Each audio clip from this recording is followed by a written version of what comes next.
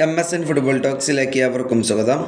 ലാലീഗയിൽ ഇന്നലെ നടന്ന മത്സരമായിരുന്നു Barcelona versus Atletico Madrid. ഇന്നലെ ബാഴ്സലോണ അത്ലറ്റിക്കോ മാഡ്രിഡിനെ 3-നെതിരെ 1 ഗോളിന് പരാജയപ്പെടുത്തിയിരിക്കുകയാണ്. ഇന്നലെ മികച്ച രീതിയിൽ തന്നെയായിരുന്നു ബാഴ്സലോണ കളിച്ചിരുന്നത്. അതുപോലെ തന്നെ ഇന്നലത്തെ മത്സരം നടന്നിരുന്നത് ബാഴ്സലോണയുടെ ഹോം സ്റ്റേഡിയമായിട്ടുള്ള ക്യാമ്പ് നൗവിൽ വെച്ചിട്ടായിരുന്നു.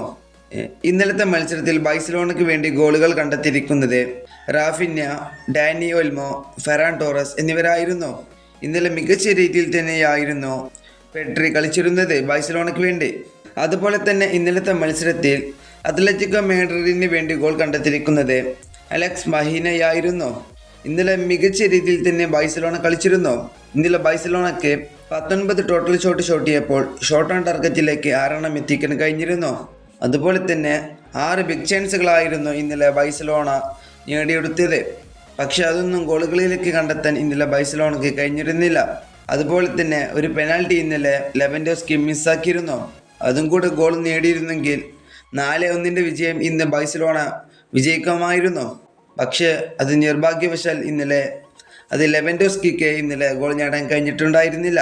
ഇപ്പോൾ ലാലിഗ ടേബിളിൽ 1ാമത് നിൽക്കുന്നത് അത് ബാഴ്സലോണയാണ്.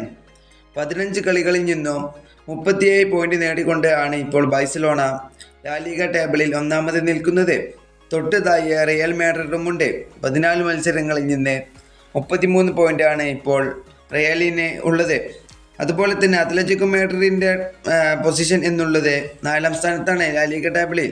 15 കളികളിൽ നിന്ന് 31 പോയിന്റാണ് അത്ലറ്റിക്കോ മാഡ്രിഡിന് ഉള്ളത്. ഈ വീഡിയോ ഇവിടെ അവസാനിപ്പിക്കുന്നു. ഫുട്ബോൾ ലോകത്തെ കൂടുതൽ വിശേഷങ്ങളുമായി അടുത്ത വീഡിയോയിൽ വീണ്ടും കാണാം.